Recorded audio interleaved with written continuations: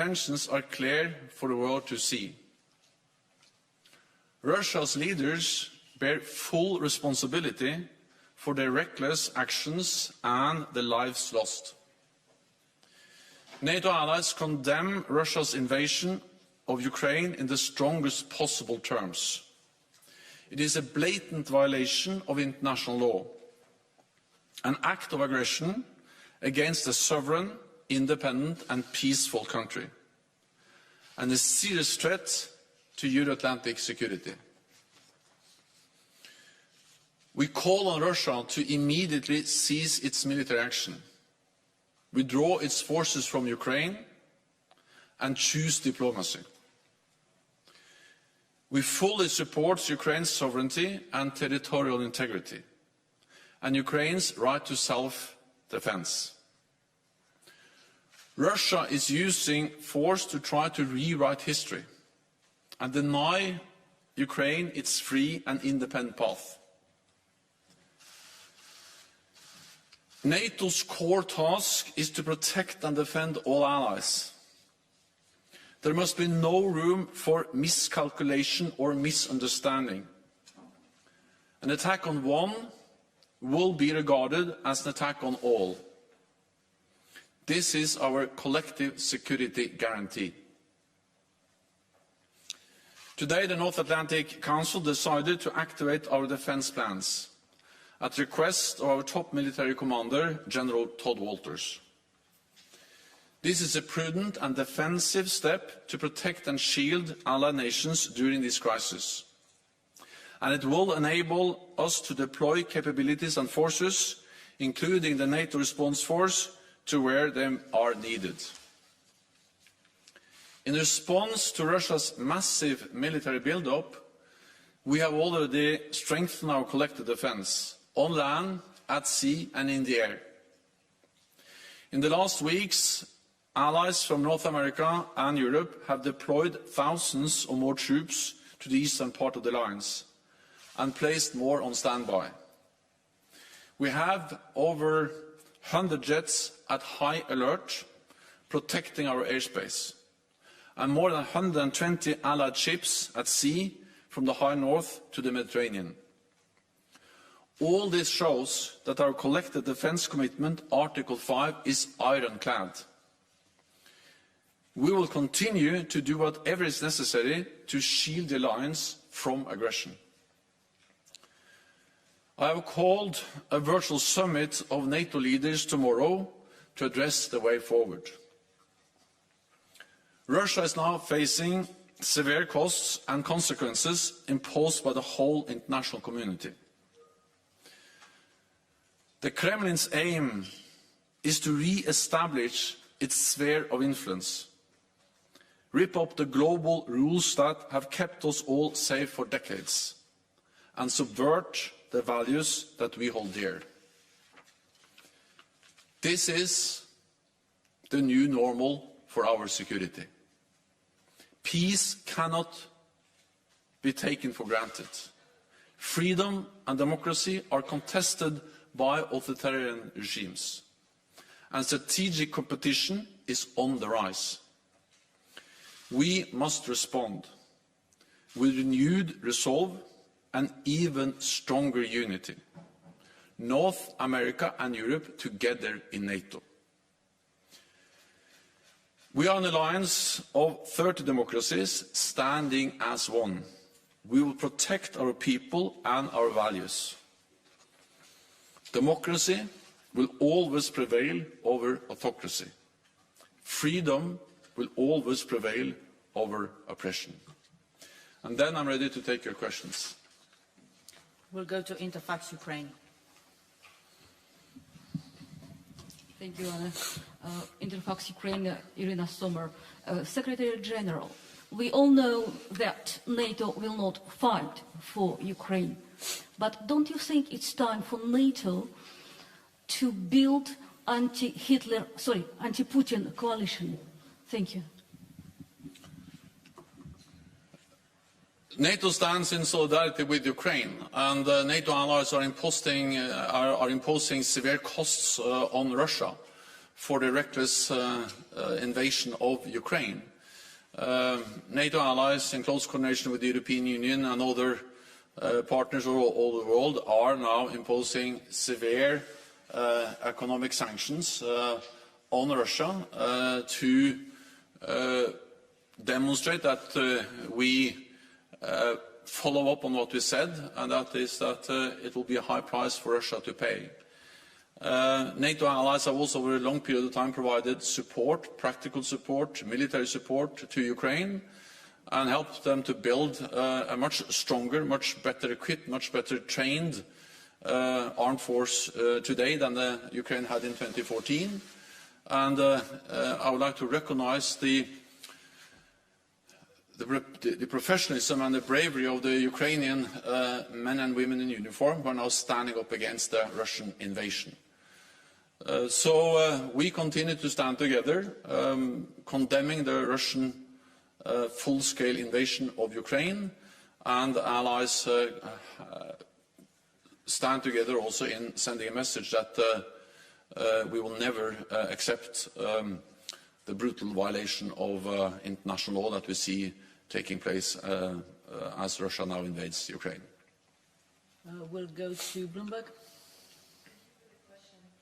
Do you have any information that shows that NATO allies face a direct threat from Russia at the moment?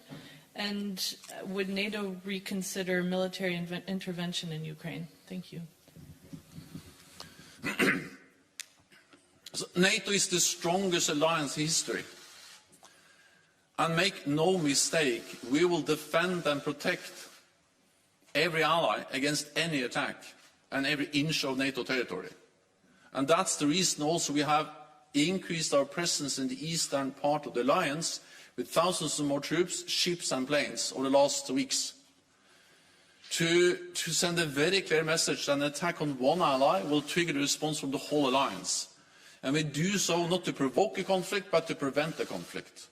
What we do is defensive, it's prudent, it's measured, but it is necessary because we see the aggressive actions of Russia against Ukraine, and therefore allies also have to make sure that there is no room for any misunderstanding about that Russia can do anything like that against a NATO allied country. National Public Radio. Hi, thank you. Terry Schultz with NPR and DW. Mr. Secretary General, in the NAC statement, you say that we're deploying additional defensive land and air forces to the eastern part of the alliance, additional maritime assets, and increase the readiness of forces. Is this now, today, more forces being sent as a result of the fact that the invasion has now happened, or are you there referring to what has already been done as reinforcements? I understand SACOR will now have the ability to assemble the VJTF without coming back to the NAC for approval? And finally, are you still willing to sit down with President Putin or other representatives of the Russian government after this? Or are you suspending your offer to hold talks on other issues and the NATO-Russia Council? Thank you. This invasion doesn't come as a surprise. We have warned against it for months.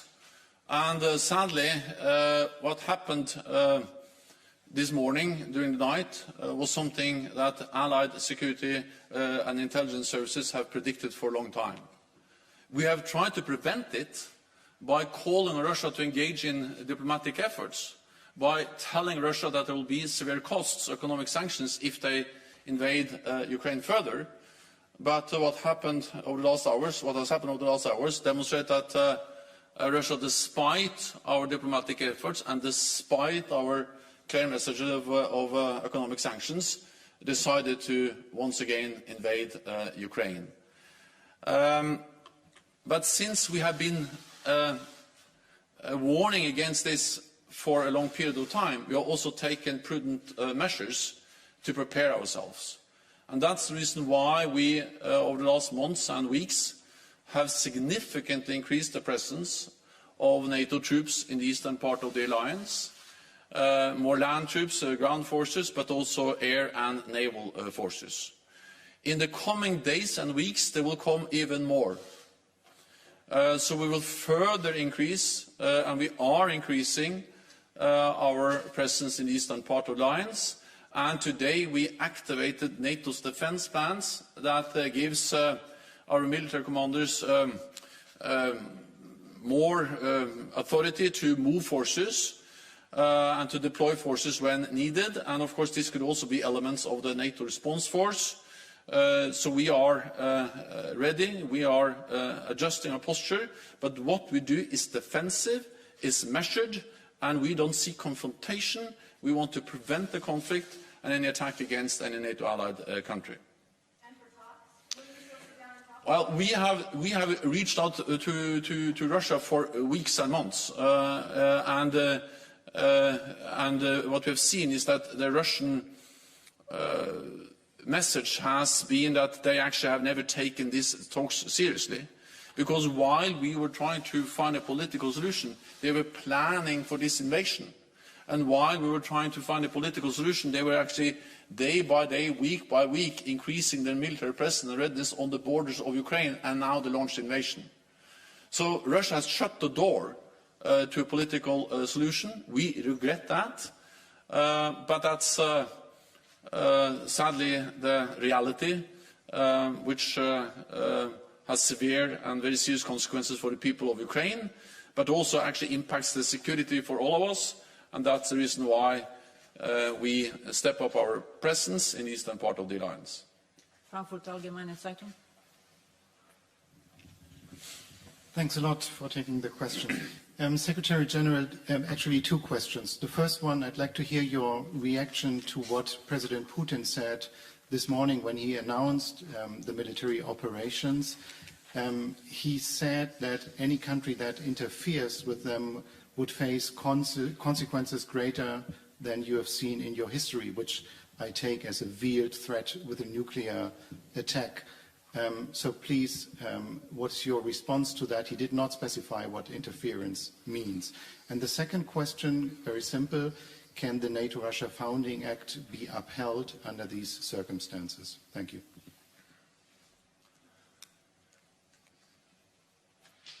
The threatening rhetoric by President Putin and the aggressive actions by Russia, of course, is the reason why we are saying that we are now faced with a new normal for our security. And we need to consult closely all allies, and we also do that tomorrow when the leaders meet at the virtual summit. What does this mean for our longer-term relationship with Russia? How shall we continue to defend and protect allies in this new security reality? And how can we make sure that we uphold the values we believe in, freedom, democracy, faced with a more aggressive authoritarian regime in Moscow? A regime which is willing to openly contest our values and to threat and actually also use force to try to coerce other nations.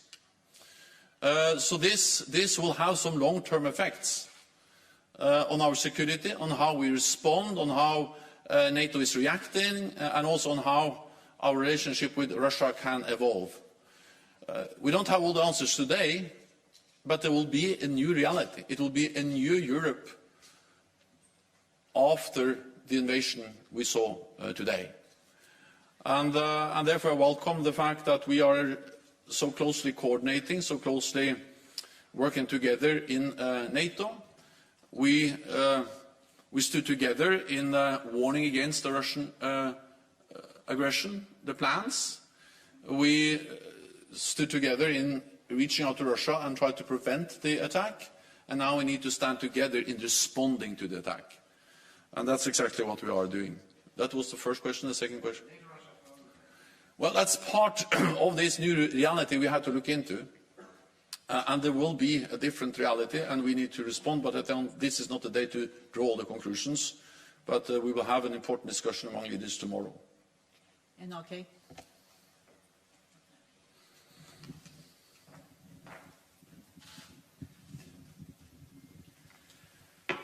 Thank you for the question.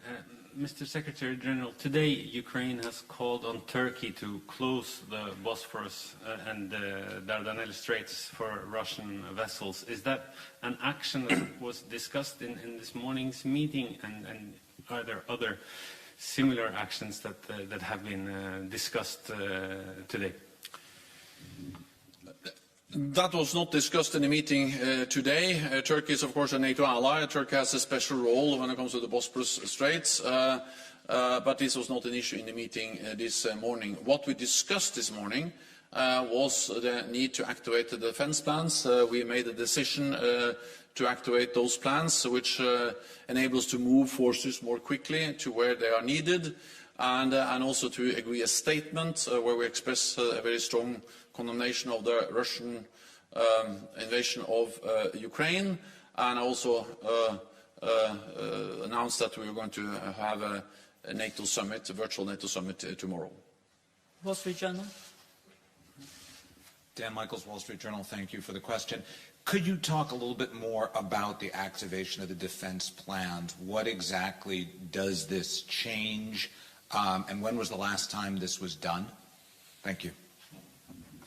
These plans are plans we have developed over the years to make sure that we have plans in place to react to crises like the crisis we are faced with now.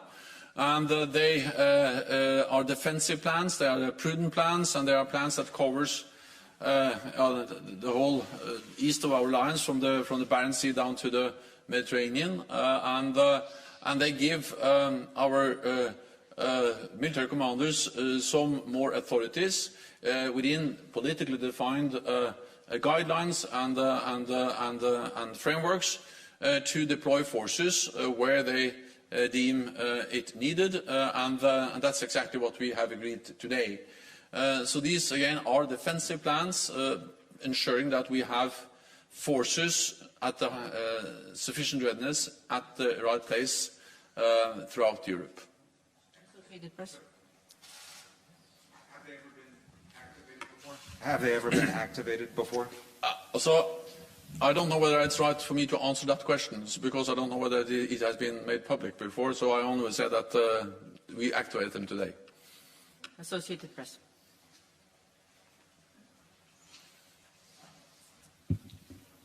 Hello, Mark Carlson, Associated Press. Is the NATO response force inside Ukraine right now? No, there are no NATO combat troops, no troops, NATO troops at all inside Ukraine. We have made it clear that we don't have any plans and any intention of deploying NATO troops to Ukraine. What we have made clear is that we have already increased, and we are increasing, the presence of NATO troops in the eastern part of the alliance on NATO territory. Ukraine is a highly valued partner. We have supported Ukraine for many, many years. We helped them to build a more modern, capable armed force, military. We have helped them to train, equip, and in many different ways strengthen their armed forces. We help them with cyber defenses, NATO and NATO allies in different ways. But we don't have NATO troops in Ukraine, and we don't have any plans to send NATO troops into Ukraine. But we are there to protect and defend all NATO allies. So we support Ukraine. We provide absolute security guarantees for NATO allies. And we demonstrate that commitment by increasing the presence in the eastern part of the alliance.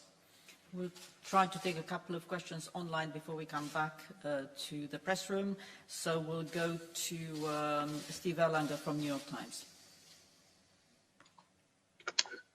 Thank you, Secretary General. Two quick questions. One, do you still have military deconfliction contacts with Russian forces today? Are those ongoing?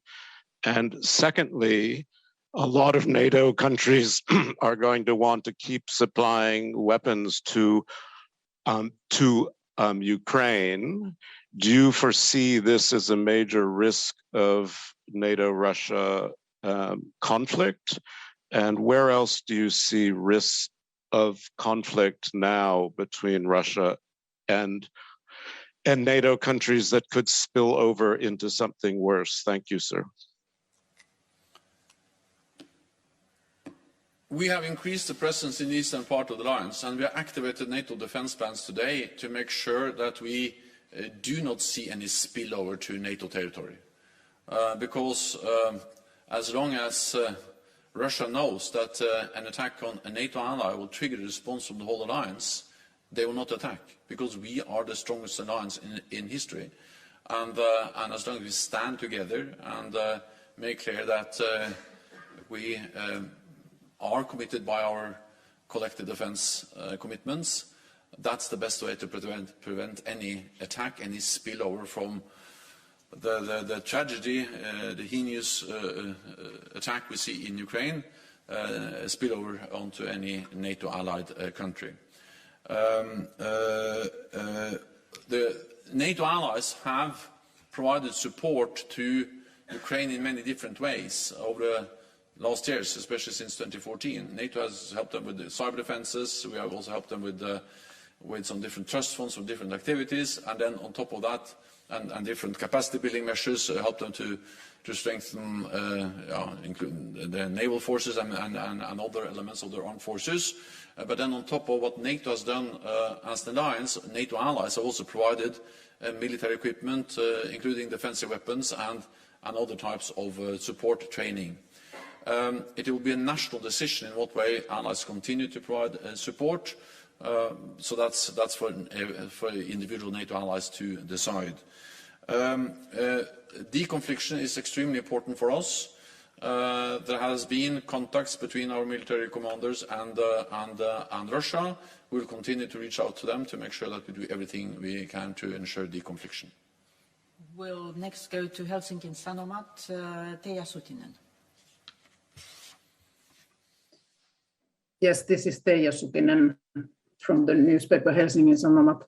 What is your message to the partnership countries, Finland and Sweden, in this situation? At least in Finland, there's a discussion about the possible NATO membership, but is this realistic during a crisis? Thank you. Finland and Sweden are very close partners, and I have taken careful note of the very clear message, both from Finland and Sweden, that even though they don't apply for membership now, they strongly believe that NATO should not sign any kind of agreement with Russia based on what Russia has proposed for us to sign a legally binding agreement ending any enlargement of NATO in the future.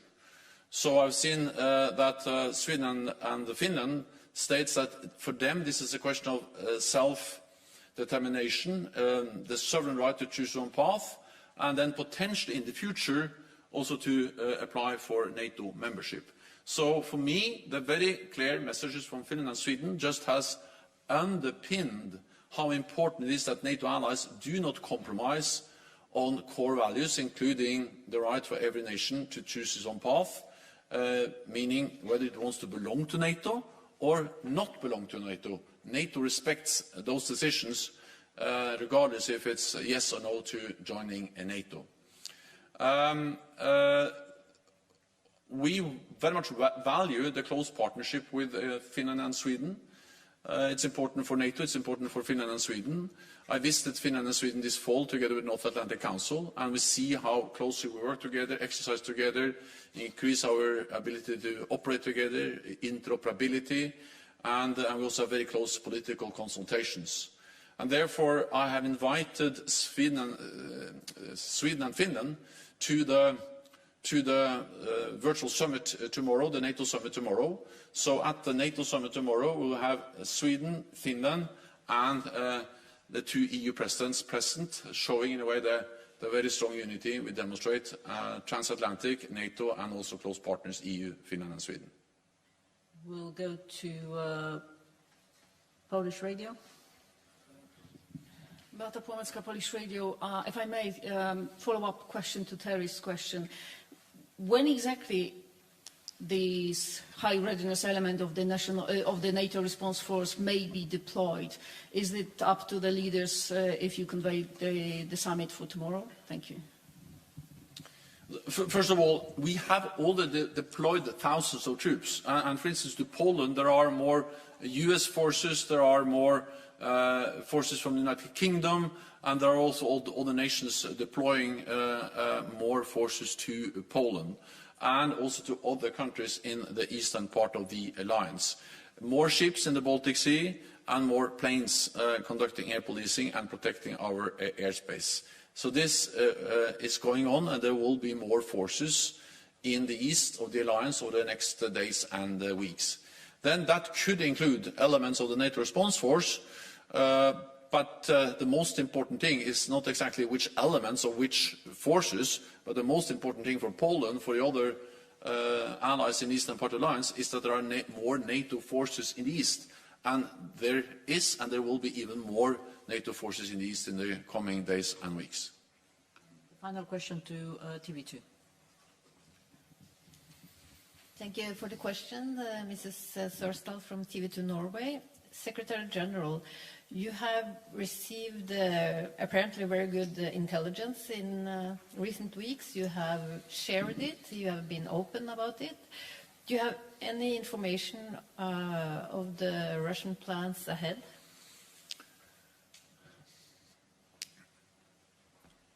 So our intelligence has been very precise because it has predicted over now several months the military build-up, but also the intentions, the plans of Russia to attack Ukraine. But of course, those plans could always be changed. And we continue to call on Russia to change its course and to not attack. And then we saw this morning that they attacked. And that was no surprise, because that was exactly what our intelligence services have predicted over several months. We have shared that intelligence to mainly try to prevent Russia from attacking. We have shared intelligence not only about the military build-up, but also about all the different attempts by Russia to create a pretext, stage situations that they can use as an excuse. These absolutely false claims of genocide against the Russians, or the alleged sabotage actions inside Russia and so on. It is false. It is staged. But we exposed those attempts because we hoped that that could reduce the risk of a military invasion. We have seen that they have stick to their plans. They have done as they actually planned for a long time ago. And we need to understand that throughout all these weeks and months, when they said that they have no plans of invading Ukraine, they had plans.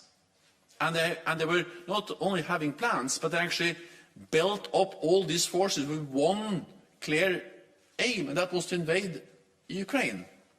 And despite that, they were telling us and the world and the public that we have no plans to invade Ukraine. Yes, they had plans, and now we have seen that actually they were serious about invading Ukraine all the time, never serious about really engaging in diplomatic efforts. What we see now is a full-fledged invasion of Ukraine from multiple directions. We see air, land and naval forces taking part in those attacks. It's too early. We don't have a full damage assessment yet, but this is extremely serious. It's an attack on a peaceful, sovereign, independent nation, and it is a war of a type and a scale we actually thought was part of history in Europe, but now it's back in real, and it's imposing enormous suffering on innocent people in Ukraine. Thank you very much. This concludes this press conference. Thank you.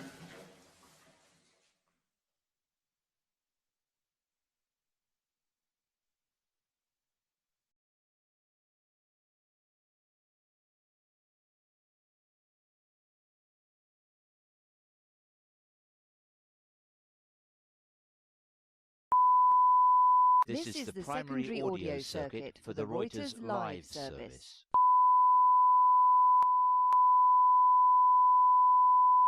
This is the primary audio circuit for the Reuters live service.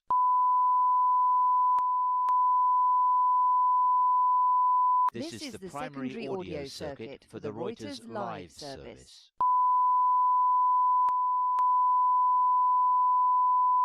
This is the primary audio circuit for the Reuters live service.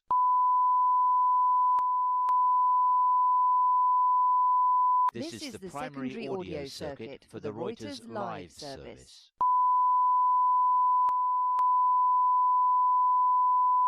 This is the primary audio circuit for the Reuters live service.